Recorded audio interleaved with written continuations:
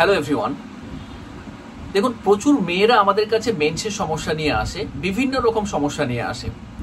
কারো মেনার্কি সময় পিরিয়ডসের কিছু প্রবলেম হয়, তার জন্য আসে। কিছু ইয়াংরা খুব ঘন ঘন পিরিয়ডস হওয়ার জন্য আসে। মিডিল এজ কিছু ওমেনরা আসে এই প্রবলেমের জন্য, এবং মেনোপজাল রিজনও কিছু মহিলারা আমাদের কাছে দেখাতে আসে। তার মধ্যে সব থেকে ইম্পর্টেন্ট যে কেসটা ম্যাক্সিমাম পেশেন্ট আমাদের কাছে আসে যে প্রবলেম নিয়ে, যে হঠাৎ করে মেয়েরা এসে বলে, ডাক্তারবাবু হঠাৎ করে 3 মাস থেকে আমার মাসিক হয়নি, কি 4 মাস থেকে মাসিক হয়নি, বা 5 মাস থেকে বা 6 মাস থেকে মাসিক হয়নি। রিপোর্ট করেছে, সবই ঠিক আছে, কিন্তু মাসিক হচ্ছে না কোনো রকম ভাবেই। তো এই একটা ম্যাক্সিমাম প্রবলেম। এই সমস্যাটা প্রচুর প্রবলেম এর মধ্যে রিলেটেড আছে, প্রচুর ডিজিজের মধ্যে রিলেটেড আছে। তো আজকে যে ব্যাপারটা নিয়ে আলোচনা করতে চাইছি, যে হঠাৎ করে মাসিক 3 থেকে 4 মাস কি 5 মাস কি 6 মাস যদি বন্ধ হয়ে যায়, তার জন্য কি কি ডিজিজ হতে পারে, তার ঘরোয়া ট্রিটমেন্ট কি হতে পারে, এবং অবশ্যই ইম্পর্টেন্ট যেটা হোমিওপ্যাথি কি মেডিসিন তার জন্য ভালো হতে পারে। ওই সময় ওষুধ দিলে ভালো রেসপন্স আসতে পারে। আমি doctor M D S Azam, consultant homoeopathy physician, BHMS honours, medical officer, Kaliachak 3 rural হাসপাতাল। দেখুন, পিরিয়ডস যেটা প্রবলেম হয়, যে হঠাৎ করে অ্যামেনোরিয়া যেটা হচ্ছে, যেটা 3 থেকে 4 মাস কি 5 মাস, যদি একটা নর্মাল পিরিয়ডসের টাইমে যদি হঠাৎ করে পিরিয়ড বন্ধ হয়ে যায় এবং পিরিয়ডস না হয়, সেটাকে অ্যামেনোরিয়া বলা হয়, অ্যাবসেন্স অফ মেনস্ট্রুয়াল সাইকেল, যেটা আমরা এটাকে যদি বাংলায় বোঝাতে চাই। তো 4 মাস, 3 মাস, 5 মাস, 6 মাস পর হঠাৎ করে দেখা যাচ্ছে পিরিয়ডস হলো, 1 থেকে 2 দিন হলো, আবার সেম প্রবলেমটা হলো। ম্যাক্সিমাম মেয়েরা এই প্রবলেম নিয়ে আমাদের কাছে আসে। কি কারণে এই প্রবলেম আসতে পারে? প্রথম যে ইম্পর্টেন্ট কজ সেটা হচ্ছে প্রেগনেন্সি। সেই মেয়েটা যদি ফার্টিলাইজেশন যদি ওভুলেশন যদি অপশন থাকে, তাহলে প্রেগনেন্সি একটা ওয়ান অফ দ্য ইম্পর্টেন্ট কারণ একটা হতে পারে। তাছাড়া কি হতে পারে? তাছাড়া হরমোনাল কিছু ইমব্যালেন্স হতে পারে। যদি প্রেগনেন্সি না হয়, দেখা যাচ্ছে যে ইয়াং আছে, কারোর সঙ্গে মেলামেশা করেনি, তাহলে প্রেগনেন্সিতে কোনো অপশানই আসছে না। যদি ম্যারিড থাকে বা কারোর সঙ্গে মেলামেশা হয়ে থাকে, তাহলে প্রেগনেন্সির অপশান আসতে পারে। প্রেগনেন্সি ছাড়া হরমোনাল ডিসব্যালেন্স সব থেকে ভেরি ইম্পর্টেন্ট, এবং 90% ক্ষেত্রে যারা নন ম্যারিড, যারা মেলামেশা করেনি, তাদের ক্ষেত্রে 90% ক্ষেত্রে হরমোনাল ইমব্যালেন্সের জন্যই কিন্তু অ্যামিনোরিয়া বা পিরিয়ডস বন্ধ হওয়ার কারণটা দেখা যায়। প্রথম যে ইম্পর্টেন্সটা হচ্ছে থাইরয়েডের সমস্যা। হরমোনাল ডিসব্যালেন্সের মধ্যে থাইরয়েডের সমস্যা কি হয়? থাইরয়েডের প্রবলেমে ডিউ টু হাইপোথাইরয়েডিজম। হাইপোথাইরয়েডিজমটা কি? TSH লেভেলটা যদি বেড়ে যায়, তাহলে হাইপোথাইরয়েডিজম হয়। কি হয় হাইপোথাইরয়েডিজম হয়?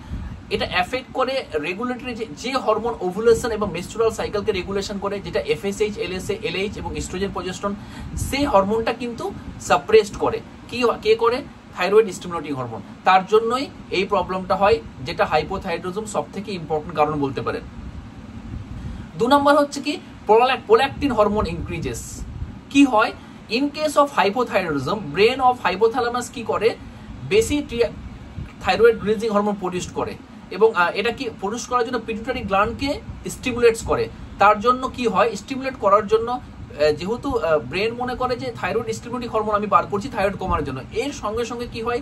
পিটুইটারি গ্ল্যান্ডকে স্টিমুলেট করার জন্য প্রোল্যাক্টিন লেভেলটাও কিন্তু বেশি হয়। এবং প্রোল্যাক্টিনের প্রধান কাজ আমরা সবাই জানি যে এটা ইনহিবিট ওভুলেশন, এবং তার সাথে সাথে মেনস্ট্রুয়াল সাইকেলকে ইনহিবিট করে যে হরমোনগুলো রিলিজ হয়।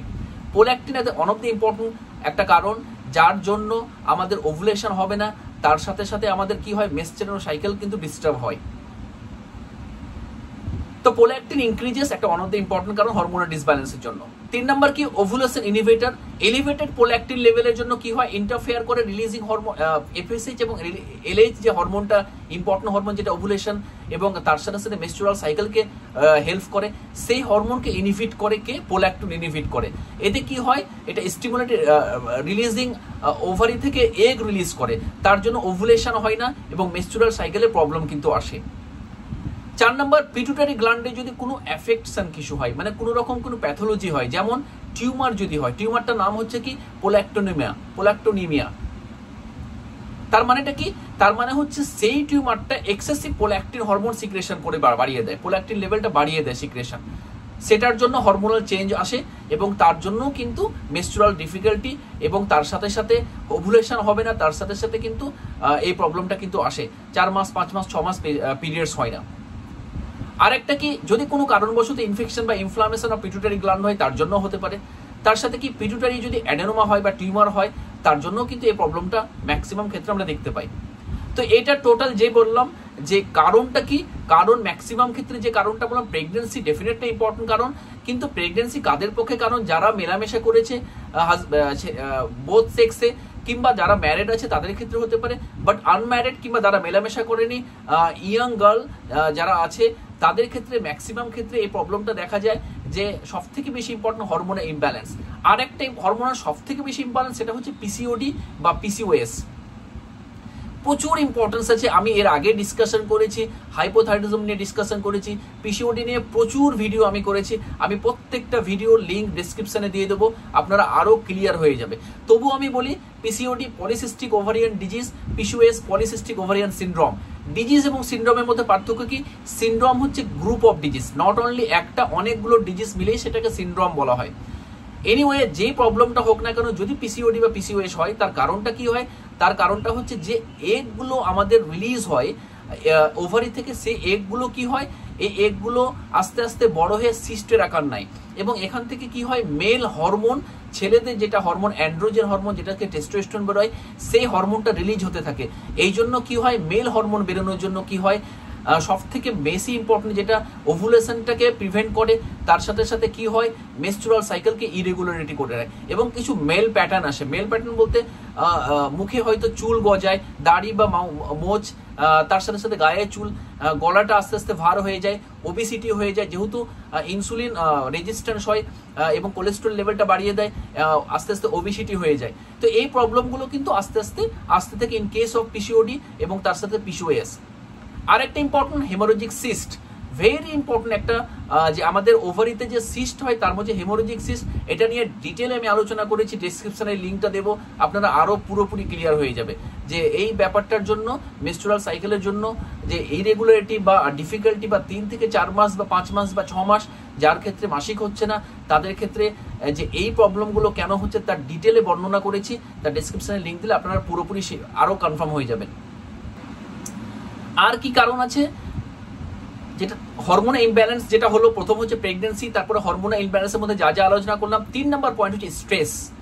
হাই লেভেল স্ট্রেস যদি হয় তার জন্য হরমোনাল ডিসব্যালেন্স কিছু হয়, ক্রনিক লেভেল স্ট্রেস আছে হয়তো, কিংবা হঠাৎ করে স্ট্রেস স্টার্ট হয়েছে, তার জন্য অনেক সময় দেখা যায় যে মেনস্ট্রুয়াল ইরেগুলারিটি বা 3 থেকে 4 মাস বা 5 মাস মাসিক হচ্ছে না বা অ্যামেনোরিয়া হয়ে আছে।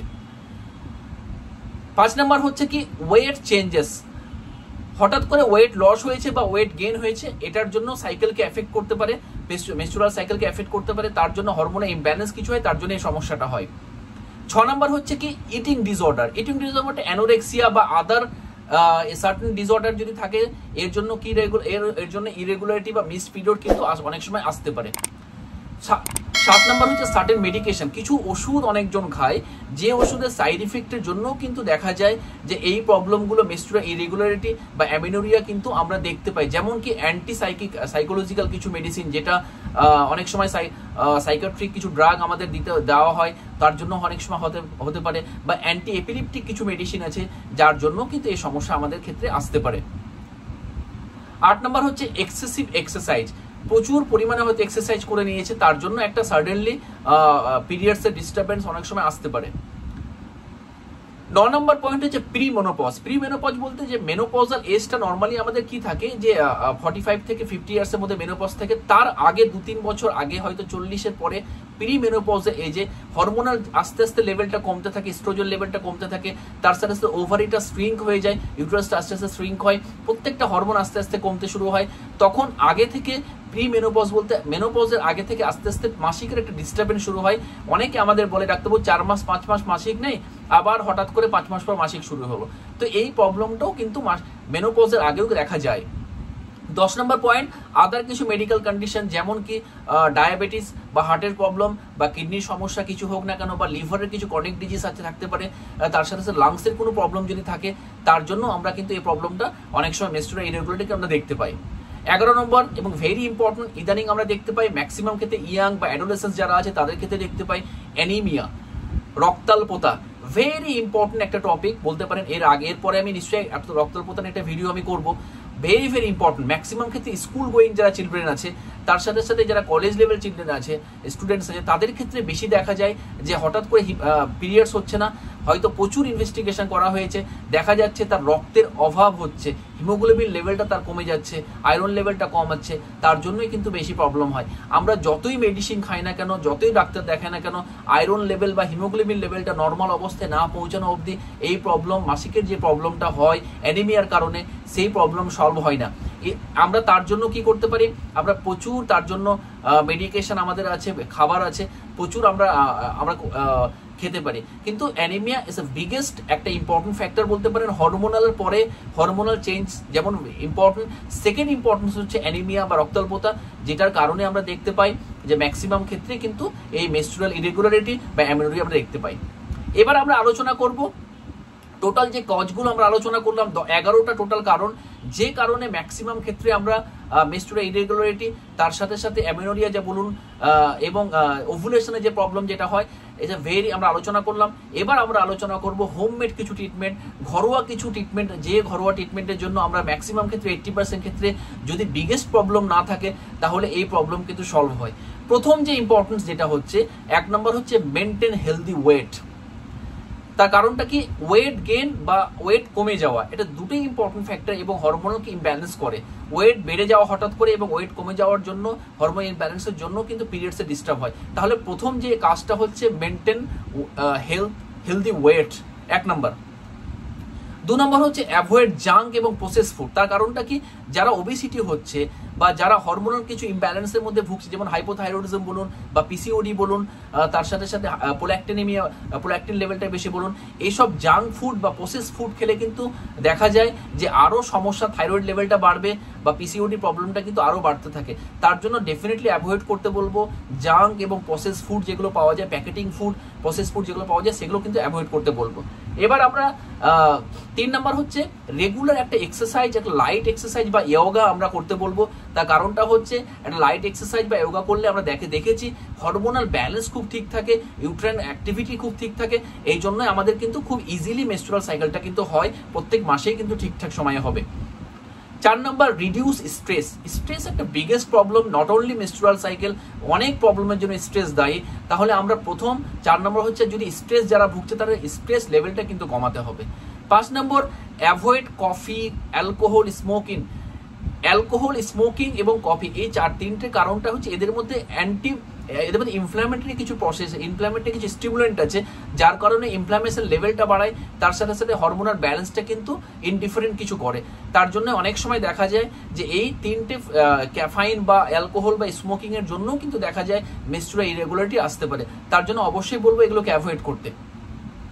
মোর intake vitamin D, vitamin B6, vitamin A, vitamin D একটা বিগেস্ট একটা ইম্পর্টেন্ট। ভিটামিন ডি এর জন্য আমরা দেখেছি যে ইউট্রাইন ক্যাভিটির একটা প্রবলেম আসে ডেফিসিয়েন্সির জন্য। তাই ভিটামিন ডি যদি আমরা ঠিকঠাক করে খেতে বলি, ইউট্রাইন ক্যাভিটি খুব ঠিক থাকে, তার সাথে সাথে মেনস্ট্রুয়াল সাইকেল কিন্তু ঠিক হয়। অবশ্যই কিন্তু যে প্রবলেমগুলো আমরা ভুগি, আমরা ভিটামিন ডি আইদার ফুডের মাধ্যমেও আমরা নিতে পারি বা রোদের, আমরা তো আর্লি মর্নিং রোদ বা আমরা সাপ্লিমেন্ট আমরা নিতে পারি, তার সাথে ভিটামিন এ বা ভিটামিন B6 যেটা আছে আমরা খাবারের মাধ্যমে নিতে পারি, তার সাথে সাথে আমরা কিন্তু বাইরে থেকে সাপ্লিমেন্ট নিতে পারি এই সমস্যা থেকে দূর করার জন্য।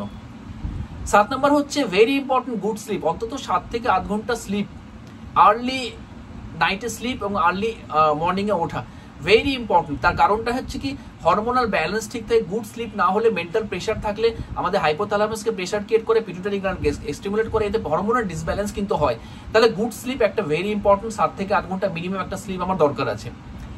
8 নম্বর হচ্ছে জিঞ্জার ইটিং, মানে আদা খাওয়া। সকালে ঘুম থেকে উঠে আদা যদি খাওয়া হয়, ডেলি আদা চা বা আদা যদি খাওয়া হয়, তাহলে আদা একটা very very important anti inflammatory property ওর মধ্যে আছে, যেটা ভেরি মাচ হেল্পফুল হরমোনাল ব্যালেন্সকে ঠিক রাখার জন্য। তাহলে আমি যদি আদা টেক করি তাহলে দেখা যায় এই প্রবলেমটা কিন্তু অনেক তাড়াতাড়ি সারবে, যেটা মেনস্ট্রুয়াল ইরেগুলারিটি বা অ্যামেনোরিয়াতে যারা ভুগছে তাদের প্রবলেম কিন্তু সারবে তাড়াতাড়ি। 9 নম্বর হচ্ছে যে পাইনাপেল বা আনারস। দেখুন পাইনাপেল আনারস সবসময় পাওয়া যায় না, আমরা হয়তো খেতেও চাই না, কিন্তু এর মধ্যে যে প্রপার্টি আছে পাইনাপেল আনারসের মধ্যে ব্রোমেটিন বলে একটা প্রপার্টি আছে, যেটা very very helpful, anti inflammatory এবং তার পেন রিডিউসিং প্রপার্টি ওর মধ্যে আছে। এটা খুবই সব থেকে যত ফল আছে তার মধ্যে পাইনাপেলের মধ্যে এটা আমরা দেখতে পেয়েছি যে সব থেকে বেশি কিন্তু অ্যান্টি ইনফ্ল্যামেটরি এবং তার সাথে সাথে পেন রিডিউসিং প্রপার্টি ওর মধ্যে থাকে, তার জন্য খুব আমাদের হেল্পফুল। পাইনাপেল বা আনারস যদি আমরা খাই তাহলে এই প্রবলেমটা কিন্তু মেনস্ট্রুয়াল ইরেগুলারিটি বলুন বা মেমোরিয়া বলুন, এটা কিন্তু সারতে হেল্প করবে। Lastly very important, iron rich food বা সাপ্লিমেন্ট। যারা আয়রন ডেফিসিয়েন্সি অ্যানিমিয়াতে ভুগছে তাদের প্রথম কথা বলবো আয়রন রিচ ফুড খেতে হবে। আর যেসব খাবার আয়রন যেসব খাবারে বেশি আছে, যেমন লেটুস শাক, তার সাথে সাথে গাজর, বিট, ফল, ফ্রুটস এবং ভেজিটেবল, পালং শাক, প্রচুর ধরনের আয়রন, ডিম, এই সব খাবারের মধ্যে প্রচুর আয়রন আছে। যে খাবারের মধ্যে আয়রন, সেই খাবারগুলো আমরা খেলে কিন্তু আয়রন ডেফিসিয়েন্সি অ্যানিমিয়া থেকে আমরা মুক্তি পাবো। শুধু আয়রন খাবার না, বাইরে থেকে সাপ্লিমেন্টও আমি খেতে পারি। প্রচুর বাইরে আয়রন সাপ্লিমেন্ট আমাদের পাওয়া যায়। যারা স্কুল গোয়িং চিলড্রেন, স্কুলে আয়রন উইপসের মাধ্যমে আয়রন ট্যাবলেট আমাদের পাওয়া যায়। যে ট্যাবলেটগুলো প্রত্যেক সপ্তাহে একটা করে ট্যাবলেট দেওয়া হয়, সেই ট্যাবলেটগুলো সেবন করলেও আমাদের আয়রন ডেফিসিয়েন্সি অ্যানিমিয়া থেকে কিন্তু আমরা মুক্তি পাবো। তো টোটাল যে 10টা আমি ফুডস বা 10টা খাবারের কথা বললাম বা 10টা ইম্পর্টেন্স একটা হোমমেড ট্রিটমেন্ট রেমেডির কথা বললাম, যেটা ভেরি ভেরি ইম্পর্টেন্ট যাদের পিরিয়ডসের প্রবলেম বা মাসিক বা অ্যামিনোরিয়া হচ্ছে বা 4 থেকে 5 মাস মাসিক হচ্ছে না, তাদের খুব হেল্প হবে এই প্রবলেমটা সারানোর জন্য। Lastly very important, medicine, homeopathy medicine কিছু আমি আলোচনা করব। প্রচুর ভালো ভালো ওষুধ আছে, প্রচুর আমি আলোচনা করেছি। পিসিওডি বলুন, হাইপোথাইরয়েডিজম বলুন, প্রচুর আলোচনা করেছি। তার সাথে সাথে এর আগে আমি আলোচনা করেছি পিসিওডির জন্য কি খাবার আমি খাবো, কি খাবার খাবো না, হাইপোথাইরয়েডিজমের জন্য কি খাবার খাবো, কি খাবার খাবো না, প্রত্যেকটার লিঙ্ক আমি ডেসক্রিপশনে দিয়ে দেবো। সব কিছু ডিটেলস আপনারা পেয়ে যাবেন। ইম্পর্টেন্ট কিছু মেডিসিন আমাদের ক্ষেত্রে আছে, গেস্ট্রিকিং তো ডেফিনেটলি প্রয়োজন হয়, কিন্তু আমি আমার এক্সপিরিয়েন্স থেকে পালসেটিলা খুবই ভালো এসছে, কোনিয়াম ম্যাক খুব ভালো কাজ করে, ক্যালকেরিয়া ফস, ক্যালকেরিয়া ফ্লোর খুবই ভালো রেসপন্স করে। তার সাথে সাথে টিউবারকুলিনাম, বেসিলিনাম খুবই ভালো রেসপন্স আমরা পেয়েছি। থুজা, মেড্রাইনাম, যেসব ওষুধের কথা বললাম স্পেশালি পিসিওডি বা পিসিওএস এর ক্ষেত্রে খুবই ভালো রেসপন্স এসব ওষুধ করে। তার সাথে সাথে যদি থাইরয়েডের সমস্যা থাকে থাইরোইডিনাম আমি দিতে পারি। তার সাথে সাথে আমি সালফার বা লাইকোপোডিয়াম আমি দিতে পারি। অবশ্যই সেটা স্ট্রেকিং করে এগুলো ওষুধ আমাদের কিন্তু ভালো রেসপন্স আমরা করেছি। পোল্যাকটিন লেভেলটা যদি বেশি থাকে, স্পেশালি পোল্যাকটিন নোসোর্স কিছু আমাদের আছে। তার সাথে সাথে আমাদের আরও মেড্রাইনাম বা থুজা এগুলো যে ওষুধ আছে খুবই ভালো রেসপন্স আমরা কিন্তু পাই। তো যে রোগগুলোর কথা বললাম এবং যে মেডিসিনগুলোর কথা বললাম, এটা আমি আমার এক্সপিরিয়েন্স থেকে শেয়ার করলাম। এই ওষুধগুলো আমি পেয়েছি টোটাল কেস্ট্রিকিং করে, টোটালিটি অফ সিমটম করে এই ওষুধগুলো আমরা পেয়েছি। একটা সিমটম নয়, অনেকগুলো সিমটম জিজ্ঞাসা করে এই ওষুধগুলো আমি কিন্তু ইমপ্লিমেন্ট করেছি পেশেন্টের উপর এবং আমি ভালো কাজ পেয়েছি। অবশ্যই এই ওষুধগুলো খাওয়ার আগে একটা BHMS qualified doctor, homeopathy qualified ডক্টরের কনসাল্ট করে ওষুধগুলো অবশ্যই খাওয়া উচিত, কিংবা আপনি একটা কোয়ালিফাইড ডক্টরকে দেখাতেও পারেন। এই প্রবলেমগুলো থাকলে ডেফিনেটলি আপনার প্রবলেম সলভ হবে। তো আজকে আপাতত এটুকুই। নেক্সটে আরও ভালো ভালো প্রচুর ভিডিও নিয়ে আসবো। এটা খুবই ইম্পর্টেন্ট একটা ভিডিও। অবশ্যই লাইক, কমেন্ট এবং অবশ্যই শেয়ার করুন, সাবস্ক্রাইব করতে ভুলবেন না। তাহলে নেক্সট ভিডিও আমি অবশ্যই করতে ইন্সপায়ার হব। সবাই ভালো থাকুন, সবাই সুস্থ থাকুন। পুরো ভিডিও দেখার জন্য সবাইকে ধন্যবাদ।